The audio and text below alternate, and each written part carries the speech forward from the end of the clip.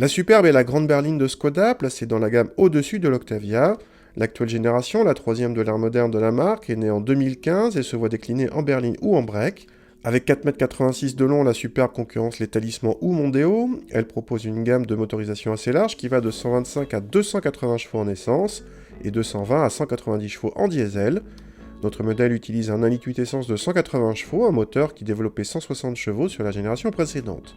Il est ici en finition Stahl qui octroie deux séries des jantes de 17 pouces et des feux avant Big Xenon. A l'intérieur, on trouve une planche de bord très sérieuse en qualité de présentation, garnie de plastique moussé même sur les côtés de la console centrale. Le grand écran tactile est réactif, mais il manque quelques équipements pourtant presque basiques, comme la caméra de recul. L'un des gros points forts de la Superbe vient de ses places arrière, avec une habitabilité supérieure à celle des routières, la catégorie supérieure. Le coffre est également généreux, avec plus de 600 décimètres cubes mesurés par nos soins, le plus grand de la catégorie, juste derrière celui d'une certaine Passat.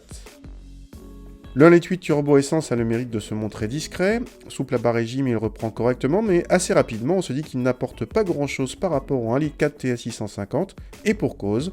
La valeur de couple est la même entre les deux blocs, du moins quand le 1,8 L est couplé à la boîte DSG. Du coup, pour sentir la différence, il faut monter dans les tours, ce à quoi cette berline statutaire ne se destine pas forcément, car cette Superbe, si elle est tout à fait sécurisante sur la route, ne fait pas montre de beaucoup de dynamisme et joue davantage la carte du confort. En consommation, le 1,8 L avec la boîte DSG réclame un bon demi-litre supplémentaire par rapport au 1,4 L DSG, un écart qui fait passer cette Superbe du côté du malus écologique.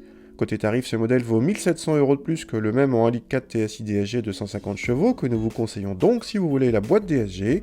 Le 1,8 TSI n'est en effet intéressant pour l'agrément de conduite que si vous le prenez en boîte manuelle, avec laquelle il a alors une valeur de couple supérieure à celle du 1,4 TSI 150.